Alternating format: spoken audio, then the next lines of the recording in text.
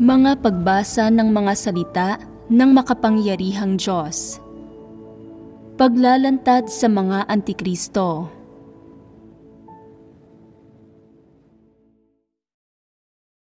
Ikalabing-apat na item. Tinatrato nila ang sambahayan ng Diyos na parang sarili nilang personal na teritoryo.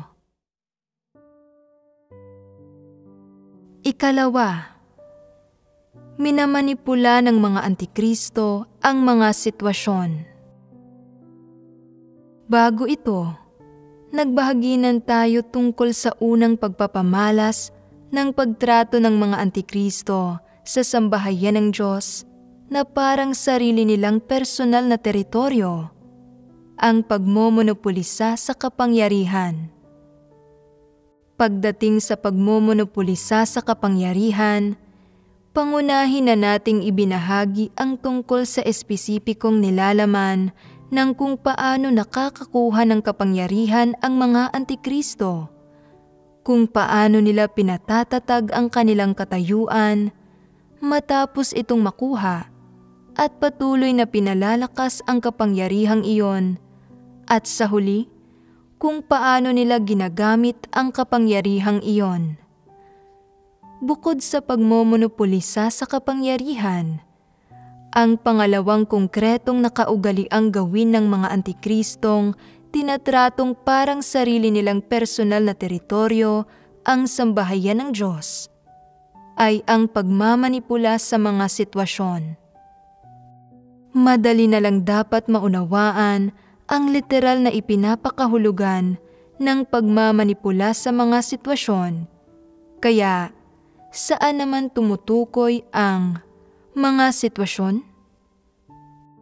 Pagkatapos mamonopolisa ng isang Antikristo ang kapangyarihan, makapagtatag ng sarili niyang teritoryo, makapagparami ng sarili niyang masusugid na tagasunod, kaibigan, at mapalawak ang balwarte niya, makakapayag ba siyang makialam ang iba sa kanyang gawain?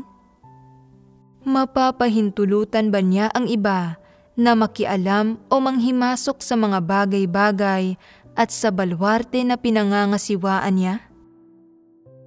Hindi niya ito pinapahintulutan. Para sa isang Antikristo, kapangyarihan ang siyang buhay niya. Sa loob ng balwarte niya, siya ang dapat magdikta ng lahat ng bagay. Kahit ano pa ang mangyari sa loob ng balwarte niya, siya ang dapat mamatnugot at kumontrol sa lahat ng tao at bagay na sangkot, pati na sa huling kalalabasan ng mga bagay-bagay. Dapat itong umayon sa mga kagustuhan niya at makatugon sa kanyang mga pangangailangan nang hindi siya nawawalan ng anuman. Halimbawa, kung hindi niya pakikialaman, panghihimasukan o mamanipulahin ang isang partikular na bagay, bagkus hahayaan na lang itong kusang mangyari, baka sumama ang reputasyon niya o isumbong siya ng isang tao at matanggal siya, na baka ikalagay pa sa alanganin ng katayuan niya at mawala pa ang taglay niyang kapangyarihan. Kaya, sa lahat ng klase ng bagay, malaki man at maliit, na nangyayari sa loob ng iglesia, dapat harapin ng Antikristo ang mga ito ng mag-isa. May kinalaman ang mga bagay na ito sa reputasyon at katayuan niya, pati na sa kanyang kapangyarihan. Pagdating naman sa mga bagay na walang kinalaman sa kapangyarihan niya, pwede niyang piliing huwag usisain ang mga ito o huwag na lang itong pansinin. Lalo na pagdating sa gawain ng sambahayan ng Diyos, sa buhay pagpasok ng mga kapatid, sa buhay iglesia, at sa mga ganoong iba't ibang bagay. Basta't hindi nakakaapekto ang mga ito sa katayuan at kapangyarihan niya, at basta't walang kinalaman ang mga ito sa mga interaksyon niya sa itaas, wala siyang pakialam, hindi niya inuusisa o iniintindi ang mga ito. Halimbawa, mahalaga sa kanya ang buwanang bilang ng mga tao na naibunga ng pangkat sa Ebanghelyo dahil nakakaapekto ito sa katayuan niya. Kung masisiguro ang katayuan niya sa pamamagitan ng iniuulat na bilang kada buwan, gagawin niya ang lahat para maabot ang bilang na iyon, para maingatan ang kanyang katayuan habang nananatili namang walang kabuluhan sa kanya ang iba pang mga bagay. Halimbawa, sabihin na nating kailangang magbunga ng 100 tao sa isang buwan ang lugar na pinangangasiwaan niya sa ilalim ng mga normal na sitwasyon. Pero kung dahil sa kapaligiran, mga espesyal na sitwasyong nangyayari sa buwang iyon o ilang tao na nasa yugto pa rin ng kanilang pagsisiyasat, hindi umabot sa 100 ang bilang ng mga tao na naibunga, saka ngayon tututukan ng husto ng Antikristo ang bagay na ito at mag-aalala ng husto. Ano ang ipinag-aalala niya? Nabibigatan at nag-aalala ba siya dahil nakikita niyang hindi maayos ang takbo ng pagpapalaganap ng Ebanghelyo ng Diyos? Ito ba ay dahil walang pagpapahalaga at pabaya sa tungkulin ang mga nagpapalaganap ng Ebanghelyo at nag-aalala siya kung paano niya sila didiligan at lulutasin ito? O alalahanin ba ito tungkol sa kakulangan ng mga taong magpapalaganap ng Ebanghelyo at kung paano niya ito dapat lutasin at dagdagan? Hindi. Hindi siya nag-aalala tungkol sa mga bagay na ito. Nag-aalala siya kung paano niya paaabutin ng 100 ang bilang na iyon nang hindi natutuklasan ng itaas ang mga pailalim niyang pamamaraan. Kung 80 lang ang aktwal na bilang sa halip na 100, at ito talaga ang iuulat niya, baka magpadala ng tao ang itaas para mag-imbestiga at alamin pa ang tungkol sa sitwasyon. Kaya, paano niya maiuulat ang bilang para hindi na mag-imbestiga ang itaas? 78 tao ang iuulat niya. May magsasabi, hindi ka maaaring magpalsipika ng ganito. Pandaraya ito. Hindi ito katanggap-tanggap. Sasagot naman siya, ayos lang ito. Ako ang masusunod. Kung may mangyari man, ako ang bahala. Bakit itong partikular na bilang na ito ang iniulat niya? May mas malalim bang kahulugan sa likod nito? Pinag-isipan ba niya ito ng mabuti? Oo, masyadong malaki ang magiging diferensya kung 100 tao ang iuulat niya, samantalang 80 lang talaga ang aktwal na bilang. Magiging mahirap pagtakpan ang kasinungalingan pagdating ng panahon. Pero kung 78 ang iuulat niya, kahit na makikita ng itaas na mas mababa ito sa 100, mukhang lehitimong bilang naman ito at hindi na mangangailangan pang mag-inspeksyon ang itaas na makapagtitiyak naman sa seguridad ng katayuan niya. Minsan, kung nakapagbunga siya ng 100 tao, nangangaha siyang 200 ang iulat. At kung may papuntahin ang itaas para mag-imbestiga, may mga diskarte siya para pangasiwaan ito. Sinasabi niyang ang sobrang 100 ay kasalukuyang nagsisiyasat at maibubunga sa susunod na buwan.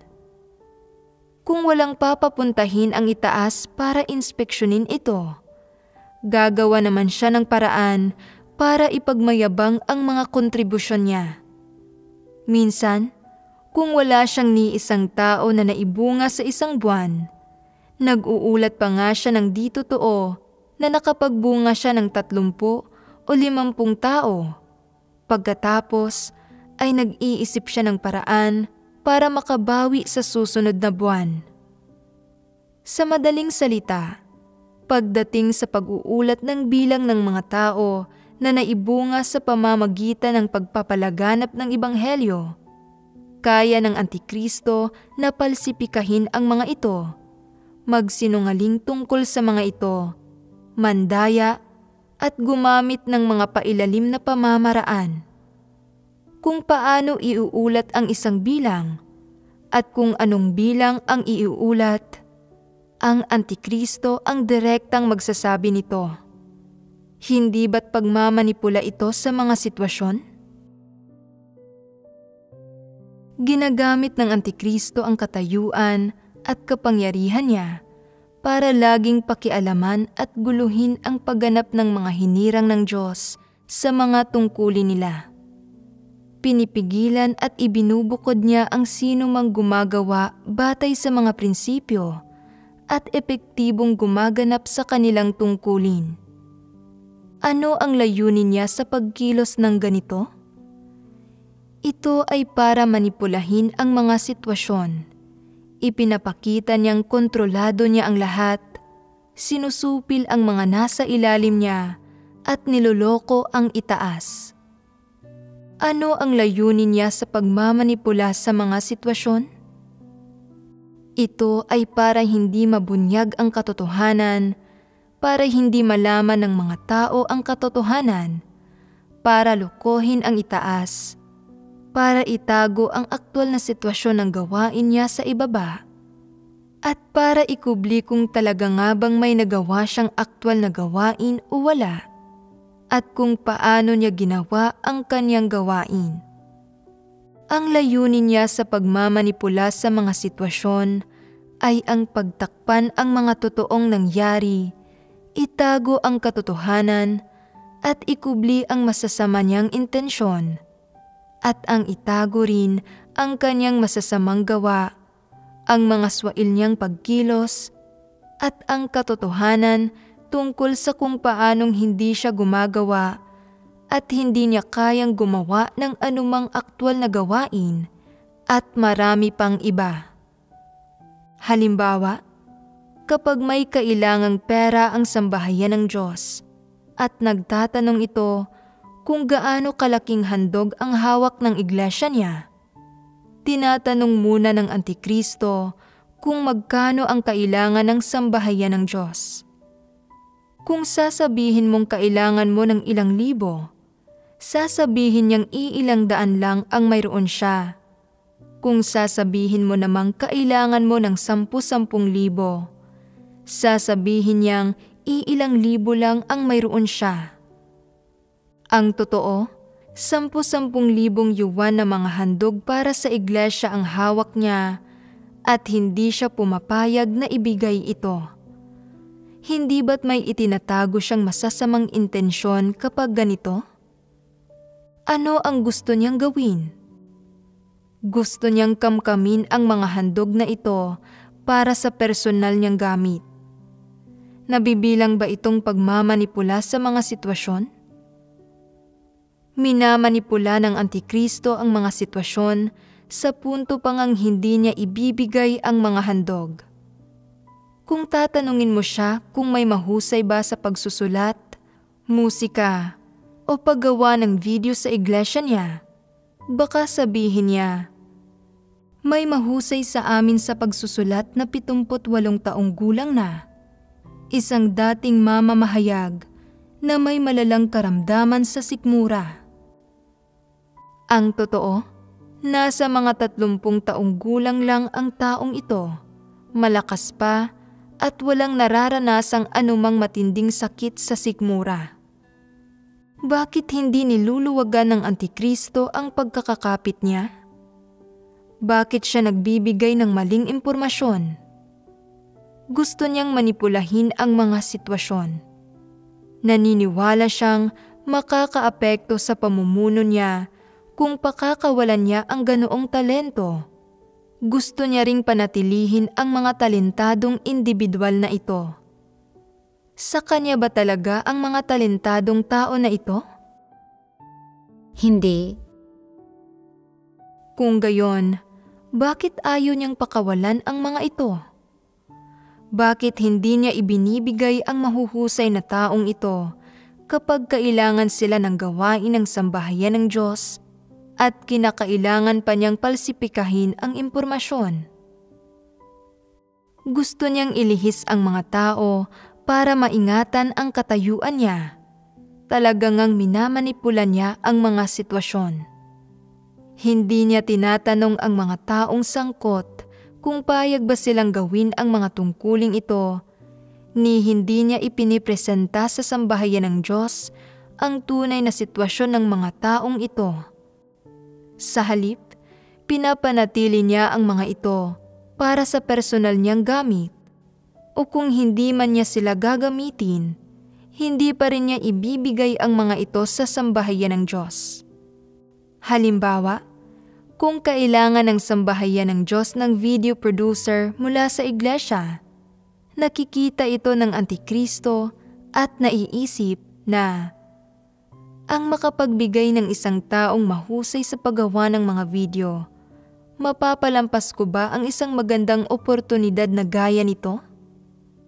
Inuuna naman ng bawat tao ang sarili niyang kapakanan. May kaunti namang nalalaman ang anak kong babae, anak kong lalaki, at ang ilan kong kamag-anak sa paggawa ng video, kaya sila na lang ang irerekomenda ko. Nakakatugon man sila sa mga hinihingi ng sambahayan ng Diyos o hindi. Kapag nahaharap sa isang magandang oportunidad, gaya ng pagrekomenda ng mga tao, inuuna niya ang mga kamag-anak at kaibigan niya, at hindi niya binibigyan ng pagkakataon ang mga tagalabas. Hindi ba't pagmamanipula ito sa mga sitwasyon? Batay sa mga halimbawang nabanggit sa itaas, saan ba talaga tumutukoy ang pagmamanipula ng mga Antikristo sa mga sitwasyon? Hindi ba't nangangahulugan itong dinodomina ng Antikristo ang lahat? Kinokontrol at minamanipula niya ang lahat ng tao at ang lahat ng bagay? Ang lahat ng bagay ay hawak niya sa kanyang mga kamay, at siya ang masusunod sa lahat ng bagay. Siya ang kumukontrol sa lupon. Pinangangasiwaan at minamanipula ito mula sa likod ng mga eksena. Ito ang pagmamanipula sa mga sitwasyon.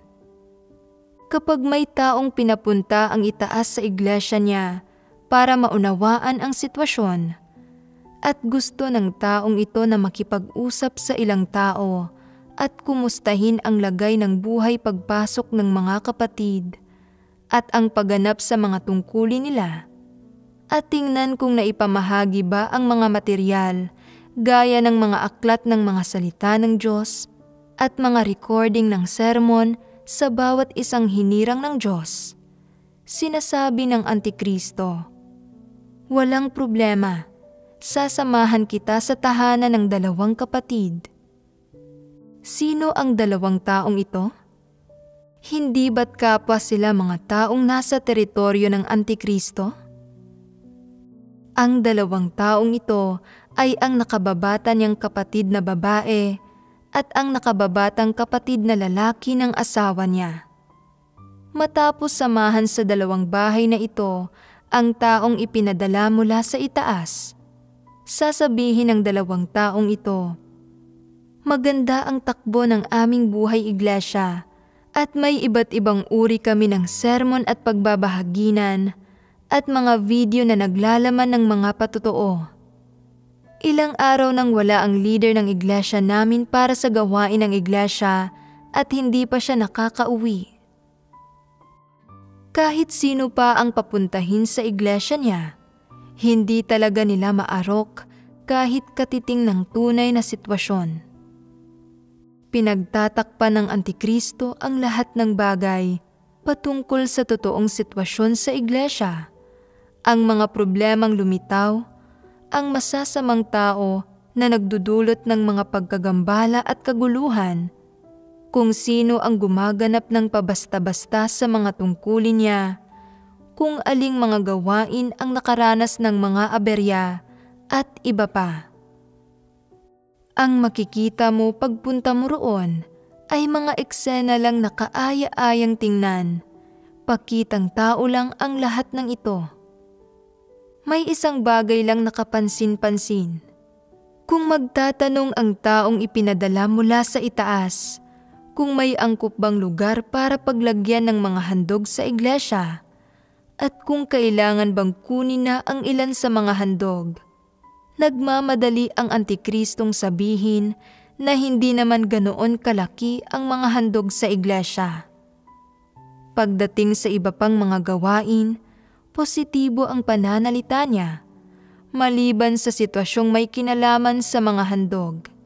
Pinuputol niya kaagad ang usapan bago pa makapagsalita ang taong iyon. Kinokontrol ng Antikristo ang mga tauhan ng iglesia na naaangkop sa pagganap sa iba't ibang tungkulin, habang inirerekomenda ang ilan sa mga taong kinagigiliwan niya o ang mga hindi nakakatugon sa mga kondisyon na gumanap ng tungkulin sa sambahayan ng Diyos. Lalo na ang ilang partikular na taong may masamang pagkatao at kung saan kumikilos ang isang masamang espiritu, o ang iba na wala talagang espiritual na pangunawa, na karumal-dumal ang pagkatao, mga pabasta-basta kung gumanap sa mga tungkulin nila, mga walang pundasyon sa kanilang pananalig sa Diyos, at para bang mga walang pananampalataya lang. Maliban sa pagganap sa tungkulin nila ng pabasta-basta, nagdudulot din ang mga taong ito ng mga gulo at pagkagambala at nagiging mga sutil at hindi kaya ng ilan na tiisin ang hirap at gusto nang umalis sa sambahayan ng Diyos. Nagkakalat pa nga ang ilan ng mga tsismis at nagpapalaganap ng mga kuro-kuro. At ang iba ay hindi gumaganap ng maayos sa mga tungkulin nila. Ginugugol ang kanilang mga araw sa panunood ng mga drama sa telebisyon o ng iba pang walang katuturang video. At ano ang nangyayari sa huli? Ipinapadala sa ibang lugar ang ilan sa mga taong ito. Sa mga ipinapadala sa ibang lugar, mahigit 75% sa kanila ang may masamang pagkatao. Gaano kasama ang kanilang pagkatao? Sobrang sama. Wala silang pagkatao at hindi talaga nananampalataya sa Diyos ang ilan. Saan nanggaling ang mga taong ito? Hindi ba't inirekomenda silang lahat ng iglesia? Dahil rekomendado sila ng iglesia, may problema siguro sa mga taong nagrekomenda sa kanila.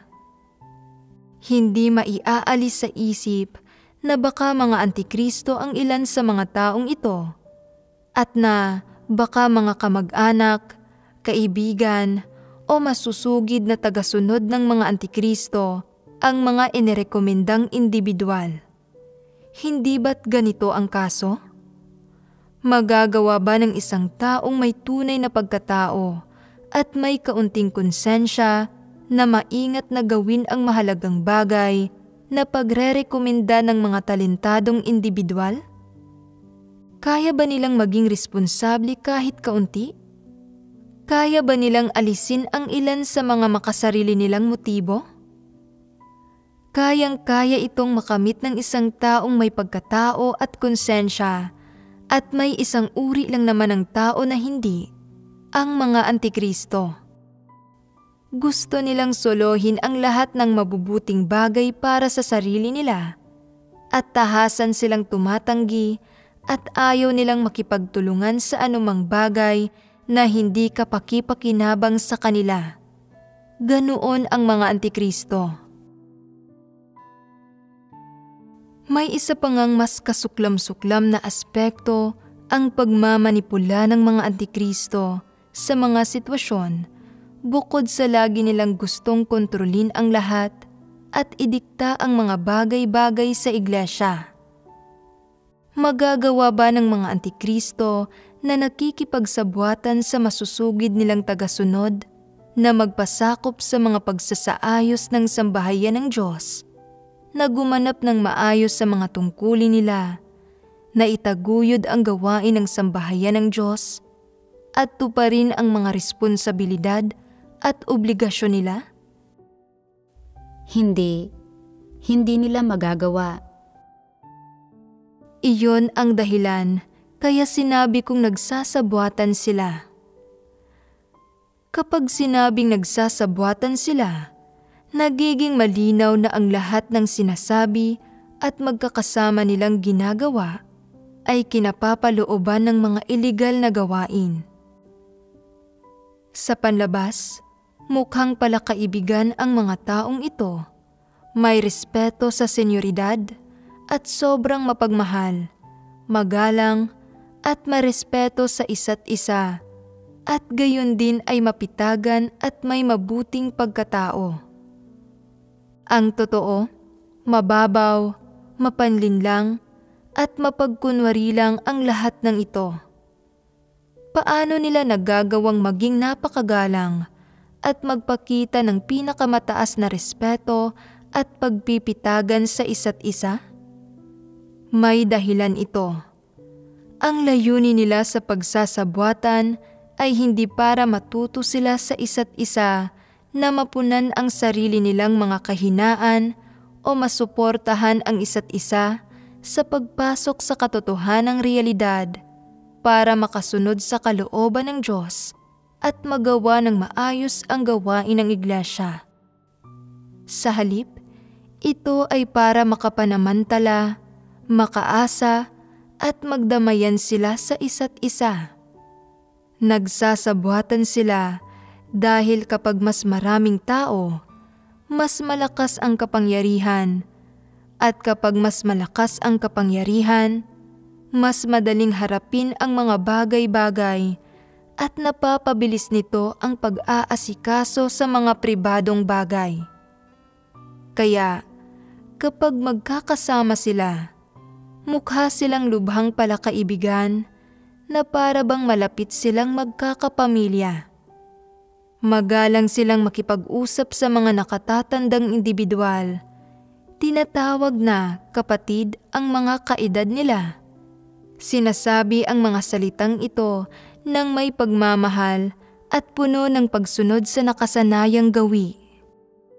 Kung walang alam ang isang tao tungkol sa mga tunay na nangyayari sa sitwasyong iyon, baka purihin pa nga niya ang mga taong ito para sa pagmamahal, pagdamay at pagtitiwala nila sa isa't isa. Mukhang handa silang tumulong sa panahon ng kagipitan at masayang-masaya sila at kontento. Sinasabing, magkakapamilya tayong lahat. Iisang Diyos lang ang pinananampalatayaan natin. Habang nagsasalita sila, ibinabahagi nila ang kanilang pagmamahal sa pamamagitan ng mga makahulugang sulyap na lalong kumukumpirma na isang pamilya nga sila at isang grupong magkakadikit.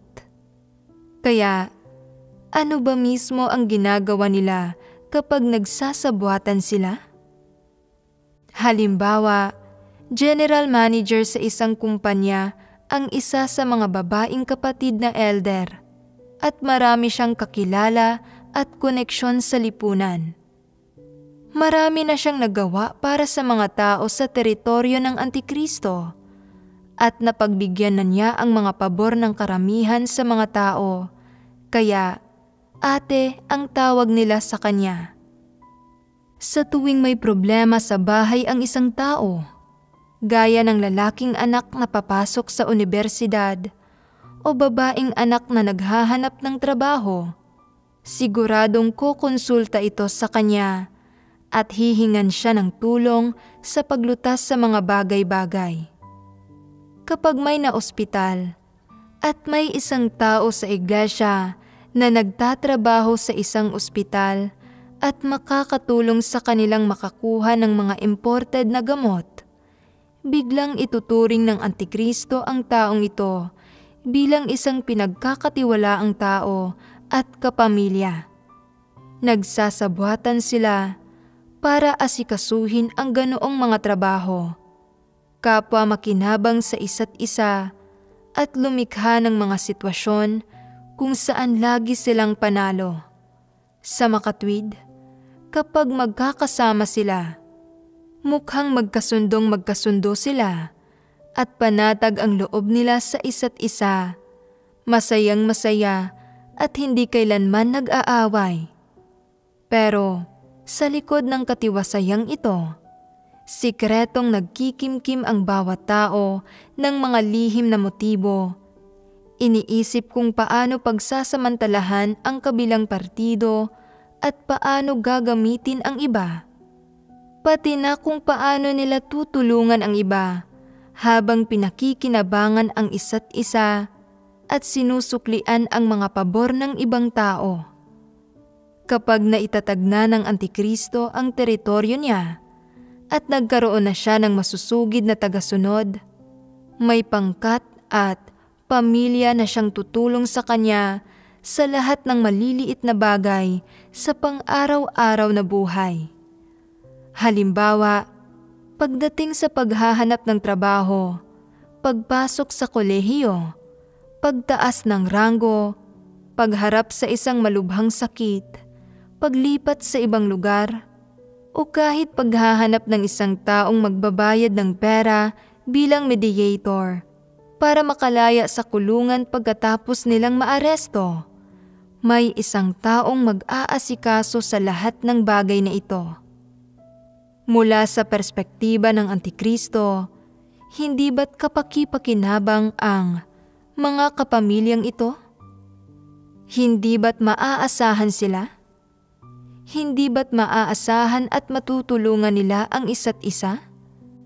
Sa makatwid, sa loob ng teritoryong gaya nito, ang nakikita ng isang tao ay hindi ang interaksyon sa isa't isa ng mga tao kung saan ang mga salita ng Diyos ang kanilang prinsipyo o mga taong kumikilos ayon sa konsensya nila, namumuhay ayon sa mga salita ng Diyos, sumasamba sa Diyos, nakikisalamuhan ng normal sa isa't isa, buong pusong nagbabahaginan, binubuksan ang puso nila at inilalantad ang kanilang sarili, nagbabahaginan at nalalaman ang tungkol sa sarili nilang tiwaling disposisyon o natututo mula sa isa't isa para punan ang sarili nilang mga pagkukulang. Walang ganoon. Ang samahang ito, ang teritoryong ito, ay ang teritoryo ng grupo ng Antikristo, kung saan walang kapangyarihan ang katotohanan, kung saan hindi kumikilos ang banal na espiritu, at kung saan wala sa puso ng mga tao ang mga salita ng Diyos. Sa halip, namumuhay rito ang grupo ng Antikristo ng kontento, komportable at may kasiyahan. Tinatrato ito na parang sarili nilang tahanan. Ang totoo, hindi ito ang sambahayan ng Diyos ni ang iglesia. Ito ay lipunan, ang grupo ng Antikristo. Ginagawa ng mga Antikristo na sarili nilang teritoryo ang iglesia. Ginagawa itong isang samahan at grupo nila. Mga mapanira at nakakamuhing gawa ang ginagawa nila, at nagsasalita at kumikilos sila gamit ang mga taktika at pamamaraan ng mga walang pananampalataya. Ang bawat isa ay mapambola, walang kwentang magsalita, puro basag ulo ang alam, traidor at buktot, at ayaw tanggapin ang katotohanan. Kung titingnan sa panlabas, nagbabalat kayo sila bilang mga taong may pinag-aralan, sibilisado, magalang, disiplinado, at may mabuting asal, may kakayahan at mabuting pagkatao. Pero ang totoo, ang bawat isa sa kanila ay traidor, tuso, mababang uri, at may buktot na pagkatao. Nagsasabuatan sila, nagpaparami ng mga koneksyon, nakikipagkumpetensya para sa impluwensya, iniintindi ang luho, at binibigyang diin ang mga ugnayang panggrupo at pantrabaho sa lipunan. Iniintindi nila kung sino ang mas maimpluwensya, ang may mas mataas na katayuan, at ang mas tanyag sa lipunan, pati na kung sino ang pinakamahusay pagdating sa mga estratehiya. Wala kang makikitang anumang tunay na pananampalataya mula sa pananalita at pag-uugali nila, lalo pang hindi ka makakakita ng pinakamaliit na puwang para sa mga salita ng Diyos at sa katotohanan sa mga puso nila. Isa lang laro at panluloko ang kanilang pananampalataya.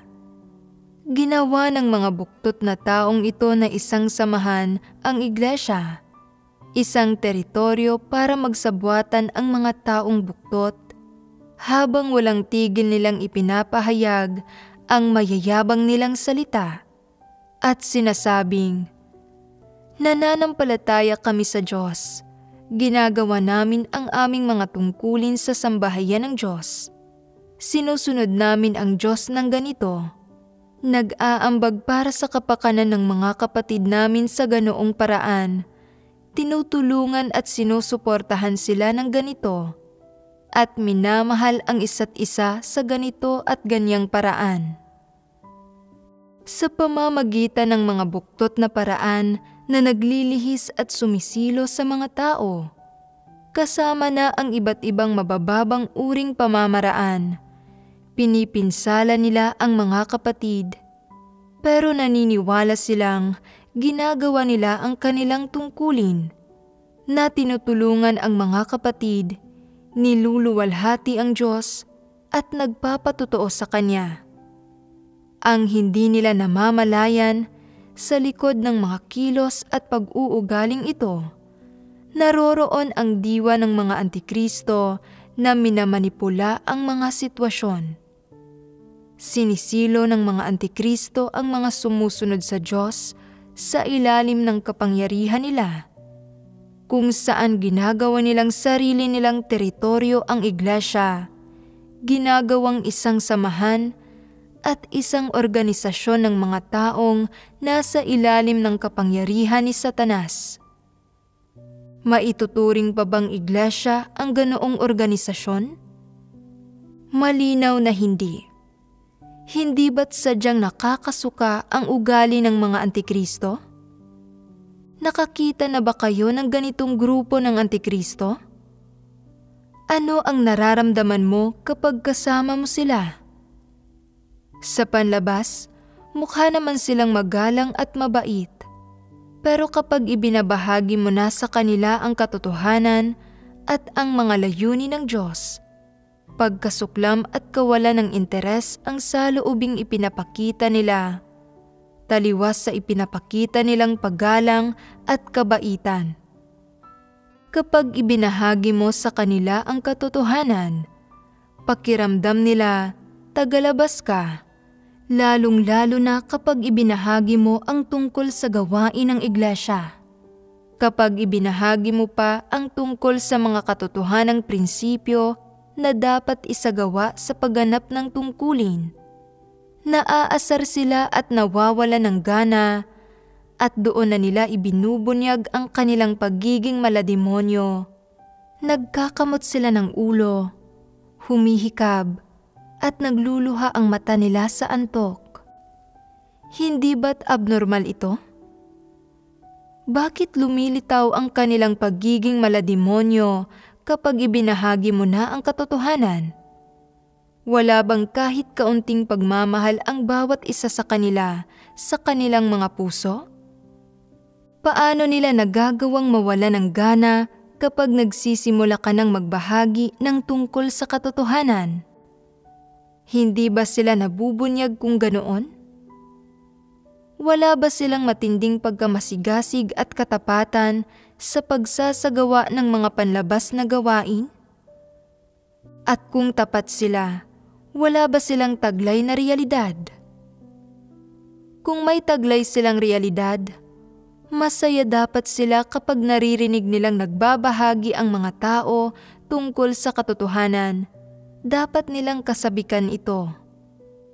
Bakit palaging hindi normal ang kalagayan nila at may pagsapi pa nga ng masasamang espiritu na nangyayari?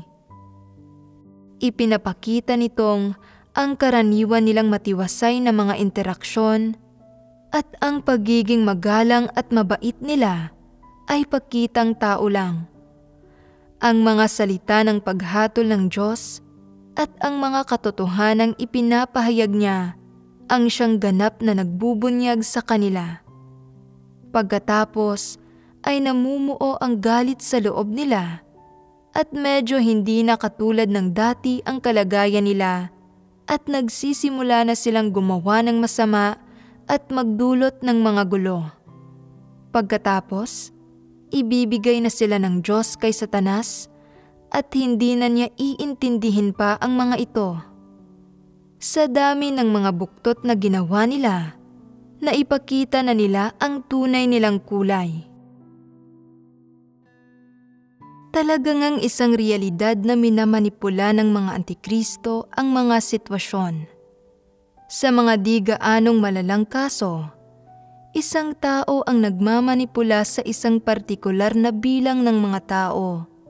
Sa malalalang kaso naman, isang grupo ang nagmamanipula sa isang partikular na dami ng tao at sa lahat ng bagay. Limitado ang dami ng mga bagay at pangyayari na kayang manipulahin ng isang tao. Kaya, para mapalawak ang puwersa nila at maingatan ang kanilang katayuan, dapat magsanay ng isang pangkat ng mga tao ang mga Antikristo. Kailangan nilang hikayatin at kontrolin ang isang grupo ng mga tao para alalayan sila, siguruhin ang katayuan at kapangyarihan nila, at tulungan silang manipulahin ang mga sitwasyon. Sa sandaling maitatag na ng mga Antikristo ang grupo nila, mas lumalaki ang kanilang balwarte, kaya lalo nilang namamanipula ang mas maraming bagay at lumalawak ang pagkasangkot nila. Dahil dito, nadaragdagan ang bilang ng mga biktima. Ano ang dapat ninyong gawin kung makasagupa kayo ng grupo ng isang Antikristo na may kakayahang manipulahin ang mga sitwasyon? Nakakita na ba kayo ng ganoong grupo? Ang mga pangunahing miyembro ng grupong ito ay karaniwang binubuo ng 4 o 5 individual o mahigit sa 10. May kanya-kanyang gampanin ang bawat isa. Halimbawa, may mga dalubhasa sa pangangasiwa ng mga tauhan, may mga humahawak ng pananalapi, may mga humaharap sa itaas, at may mabibilis magtakip ng mga bagay-bagay para sa Antikristo kahit ano pa ang mangyari. May mga nagpapayo rin sa likod ng mga pangyayari, mga nagpaplano ng masasamang bagay para manakit ng mga tao.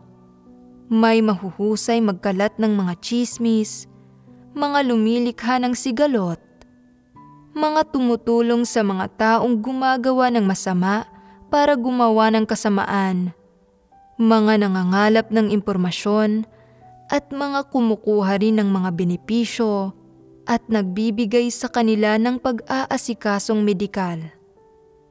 Sa madaling salita, may isang tao sa pangkat na ito para gumanap sa bawat uri ng papel. Binabaliwala ng mga Antikristo ang mga individual na walang impluwensya, taos-puso at simple, at walang abilidad na mag-asikaso ng mga bagay-bagay sa lipunan. Sa halip, espesipiko nilang pinupuntirya ang mga mananampalatayang may katayuan, reputasyon, impluwensya, at karanasan bilang opisyal o sa pag-aasikaso ng malaking negosyo sa lipunan. Mga taong nalibot na ang mundo, may kakayahang gawin ang mga bagay-bagay at makabili ng magagandang bagay para sa kanila. Halimbawa, Kung ang isang kotse ay nagkakahalaga ng 400,000 yuan, magagawa ng isang magaling na tao na may kakayahang laruin ang merkado na makakuha ng segunda manong kotse para sa Antikristo sa kalahati ng presyo, katumbas ng isang bagong kotse. Papapasukin ba ng Antikristo sa grupo niya ang ganoong individual kung makikipaglapit ito sa kanya? Pinapapasok ng mga Antikristo ang ganitong mga tao. Ano ang layunin nila? Layunin nilang baguhin ang sambahayan ng Diyos, ang lugar ng gawain ng Diyos, at gawin itong isang samahan para ang gawain ng Diyos at ang katotohanan ay hindi maipatupad sa mga tao. Gusto nilang makamit ang sarili nilang mga mithiin. Kung buong puso at kaluluwang nananampalataya sa Diyos ang isang ordinaryong mananampalataya, kayang talikuran ang sarili niyang pamilya at trabaho, taos-puso at simple at walang abilidad na mag-asikaso ng mga bagay-bagay, gugustuhin kaya siya ng Antikristo? Hindi. Kung parehong kaya ng asawa't anak niya na kumita ng pera sa negosyo, may impluwensya sila sa lipunan, at walang nangangahas na manggipit sa kanila, may anumang halaga ba sa Antikristo ang isang matandang babaeng gaya nito? Kahit na maaaring wala siyang angking halaga sa paningin ng Antikristo, pagdating naman sa pamilya niya, mataas ang halaga niya. Hindi siya kapos sa pera, kaya niyang patuloyin ang mga kapatid sa kanyang tahanan, at kung may mangyari man, kaya siyang tulungan ng pamilya niya na harapin ito. Ang ganitong tao ay mahalaga sa Antikristo.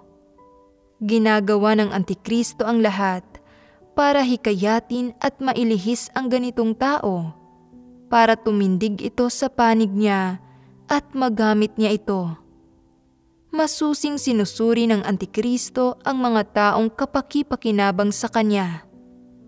Wala siyang pakialam o pagpapahalaga sa mga may tunay na pananalig, taos-pusong nananampalataya sa Diyos o may mabuting pagkatao at tapat sa pagganap sa tungkulin, at pagkatapos na akayin at diligan, nagagawang magkaroon ng progreso at tunay na magbayad ng halaga. Habang lalo kang nagpapakamatuwid at habang lalo kang nagkakaroon ng konsensya at katwiran, lalo naman siyang namumuhi sa iyo. Kung magsasalita ka ng totoo at diretsahan, mamumuhi at masusuklam siya sa iyo. Kapag nakita ka niya, iiwasan ka niya. Kung makikisalamuha ka sa kanya, babatiin ka lang niya, pero hindi siya magsasalita mula sa puso, maliban kung mahalaga ka sa kanya. Mas gusto niya ang mga taong mahalaga sa kanya, mga taong may pakinabang sa kapangyarihan at katayuan niya. Kung magagamit niya ang isang tao at matutulungan siya nitong maisakatuparan ang mga bagay-bagay, pagtakpan ang mga totoong nangyayari, gumawa ng masasamang bagay habang naghahanap ng mga angkop na maidadahilan para sa kanya, at iligaw ang mga kapatid nang walang nakakapansin, nang walang nakakapaglantad o nakakahalata nito, magiging punterya ang taong iyon ng pananamantala at panghihikayat niya. Kung ang isang tao, kahit sino pa ang kausapin niya, ay laging nagsasabi ng mga pambobola, umaawit ng papuri sa mga may awtoridad, sinusunod ang sino mang may katayuan, at walang pagkilatis kanino man, gagamitin ba siya ng Antikristo? May halaga ang ganoong tao para sa Antikristo, pero nag-iingat din siya sa ganoong tao. Hindi niya lubos na pinagkakatiwalaan ang mga nambobola sa kanya, at hindi niya hahayaang malaman nito ang ilang partikular na bagay. Kung isasaayos ayon sa hierarkiya ang mga pagpupulong, hindi niya isinasama ang ganoong mga individual sa mas mahahalagang pagtitipon. Makakalahok lang ang ganoong mga balimbing na individual sa mga pagtitipong hindi gaanong mahalaga o mga ordinaryong pagtitipon. Ito ay dahil kung may isa pang leader na lilitaw, baka pagtaksilan siya ng mga balimbing na individual na ito at ilantad siya anumang oras. Tuso ang Antikristo sa pagharap sa ganoong mga tao, kung saan ginagamit niya sila batay sa sitwasyon. Sa makatwid, pagdating sa pagmamanipula sa mga sitwasyon, napakaingat ng Antikristo. Hinaharap niya ang ganoong mga bagay ng may sistematiko at sukat na pamamaraan. Maingat na isinasaalang-alang kung paano kikilos at kung aling mga tao ang gagamitin para higit na makinabang.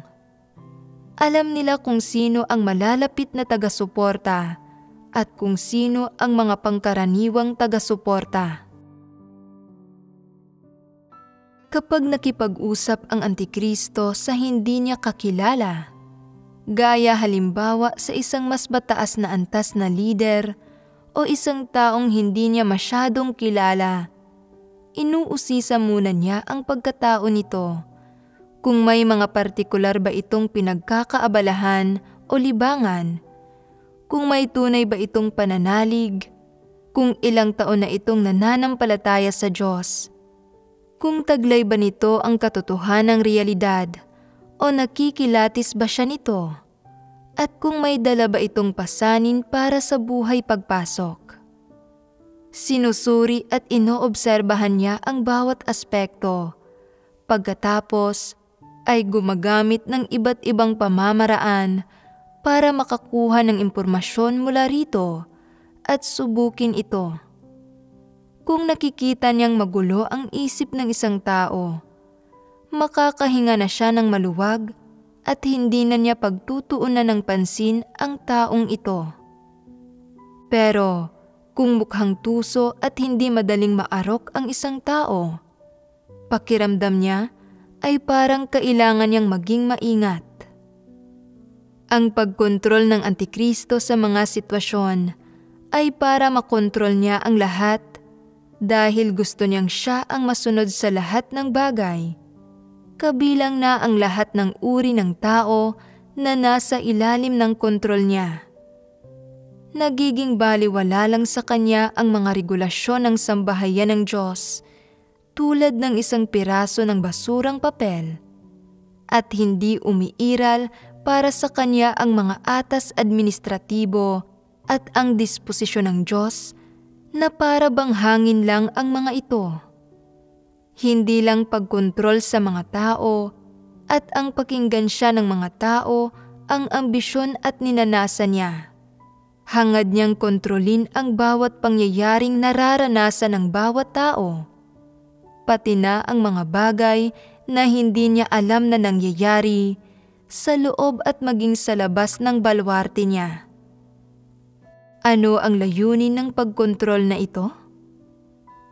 Para masiguro ang kapangyarihan at katayuan niya, pati na ang kanyang reputasyon.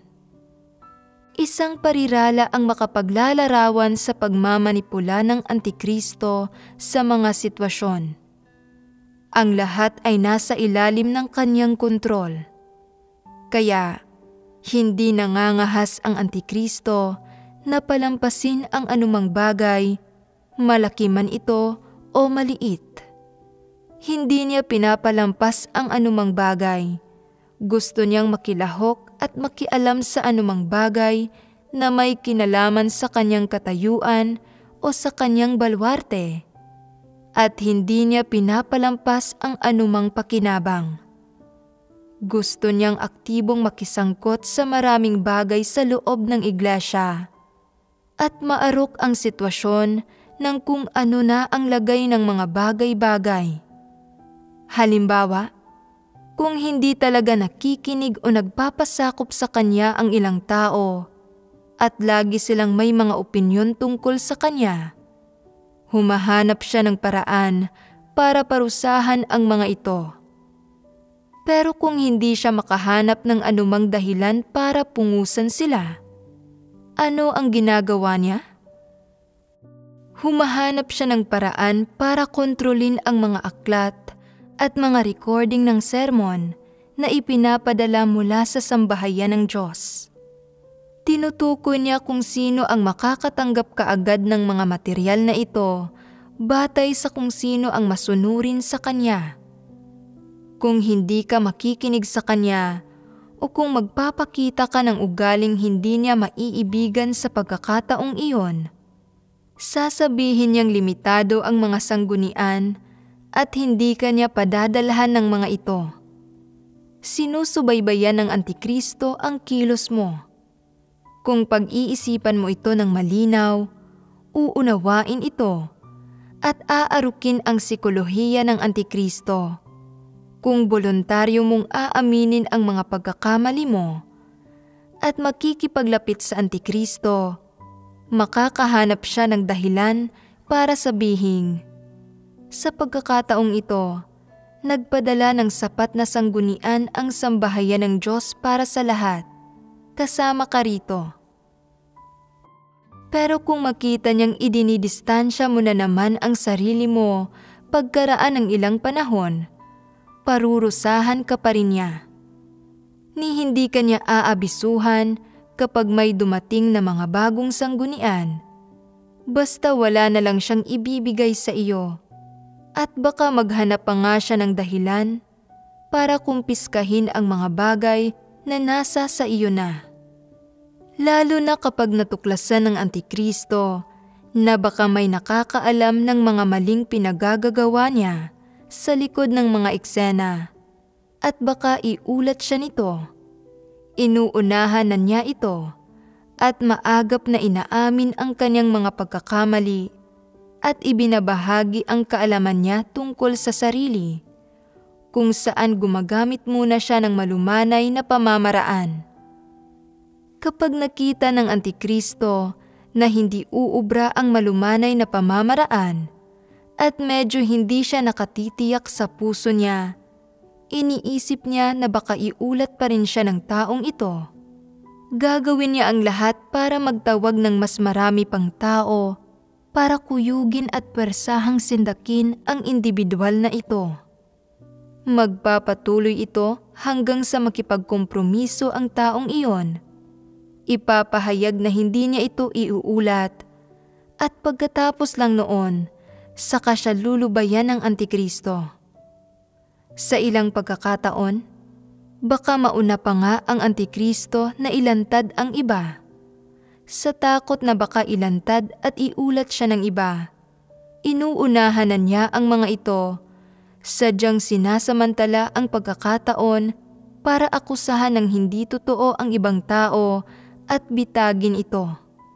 Pagkatapos nito, humahanap siya ng dahilan para ibukod at patalsikin ang taong iyon. Pinuputol ang komunikasyon nito sa itaas at sa iglesia.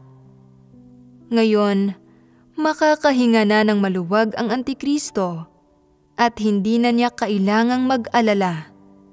Hindi ba't pagmamanipula ito sa mga sitwasyon? Masasabing ang mga ikinilos ng Antikristo sa ganoong mga bagay ay hindi lang isa o dalawang hiwalay na pangyayari o paggamit lang ng isa o dalawang pamamaraan.